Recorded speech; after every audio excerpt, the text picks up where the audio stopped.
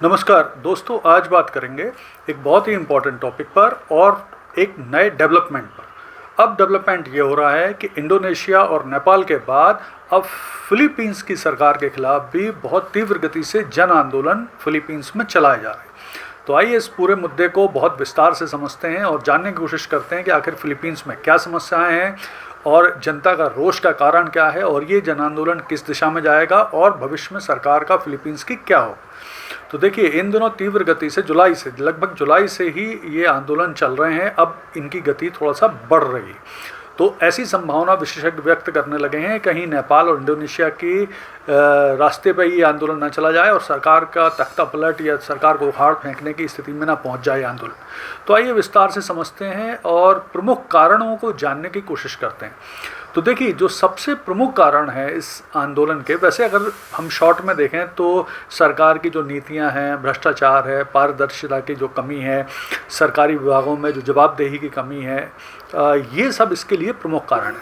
लेकिन इसका trigger point जो है इन सब कारणों का, वो हुआ है जुलाई 2025 में फिलीपींस में बहुत भीषण बाढ़ आई थी, जिसने लाखों लोगों को विस्थापित किया, लाखों लोगों को इससे परेशानी उठाना पड़ी, बहुत जान माल की हानि हुई थी। तो वहाँ का जो सरकार ने बाढ़ नियंत्रण का गलत प्रबंधन किया है, उसके लिए बड़े बड़े बजट अलॉट कर दिए, लेकिन उसका सही ढंग से प्रबंधन नहीं किया, गुणवत्तापूर्ण सुधार कार्य नहीं किए, जिससे कोई फ़ायदा नहीं हुआ और जनता नाराज़ हो गई। तो पहला और प्रमुख कारण और जो ट्रिगर पॉइंट है वो तो बाढ़ है जुलाई की। फिर इसके अलावा जनता को लगता है कि जो सरकार का बजट प्रबंधन है वो सही ढंग से नहीं है, वो सही जगह पे पैसे का खर्च नहीं हो रहा है, उसका हिसाब नहीं लिया जा रहा है, जवाबदेही ताकि बहुत सारी कमी है, जिसकी वजह से सारा जो पैसा है बहुत सारा वो यूं ही नष्ट हो रहा है।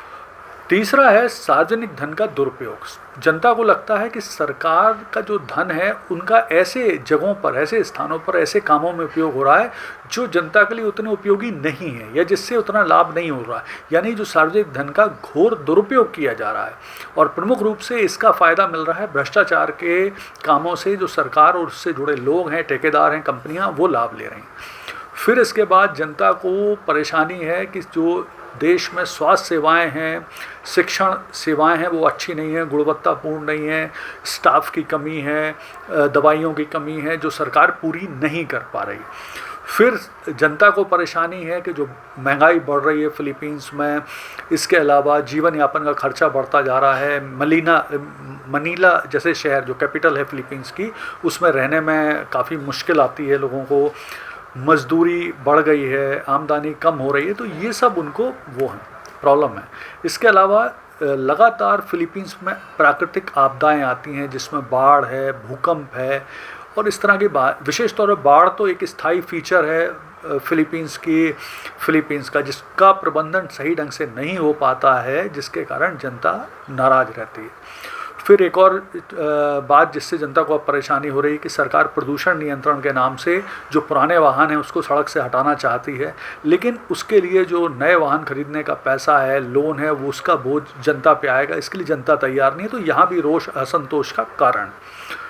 फिर जनता को ये भी लग रहा है, विपक्ष और जनता इस बात के लिए भी सरकार को टोक रही है कि सरकार कुछ ऐसे संविधान संशोधन करना चाहती है जिससे अभिव्यक्ति की आज़ादी पर रोक लगेगी, मानवाधिकार पर कटौती होगी, विरोध को दबाने के लिए कुछ अनुचित कानून बनाए जाएंगे। तो ये सब चीज़ें अब हम देख लेते हैं कि आखिर वहाँ सरकार है कौन सी, किसकी सरकार है। तो देखिए, प्रमुख रूप से फिलीपींस में इस समय जो राष्ट्रपति हैं वो राष्ट्रपति हैं PFP पार्टी के राष्ट्रपति हैं, जिनका नाम है फर्डिनेंड बोंगबोंग मार्कोस जूनियर। ये फिलहाल राष्ट्रपति हैं, जून 2022 से राष्ट्रपति। इनके जो पिताजी थे मार्कोस सीनियर, वो 1966 से 1986 के बीच में फिलीपींस के राष्ट्रपति रहे हैं। वो तानाशाह थे, डिक्टेटर थे, बहुत सारे दमन चक्र किए, बहुत भ्रष्टाचार किया, बहुत सारी उन्होंने अपनी ऐशो आराम की लाइफस्टाइल निकाली और बाद में जनता के विद्रोह के कारण, मतलब जनता के विरोध के कारण उनको अमेरिका हवाई भाग के जाना पड़ा था। तो विपक्ष, मीडिया और जनता का ये भी आरोप है कि ये जो मार्कोस जूनियर हैं वो अपने पिताजी के जो बुरे काम हैं उनको ख़त्म करना चाहते हैं, वाइट वॉश करना चाहते हैं, लेकिन वो अच्छे काम नहीं कर रहे। उनकी पत्नी पर भी ऐशो आराम से रहने और बहुत सारा खर्चा लग्जरी लाइफस्टाइल में जीने के आरोप लगते हैं।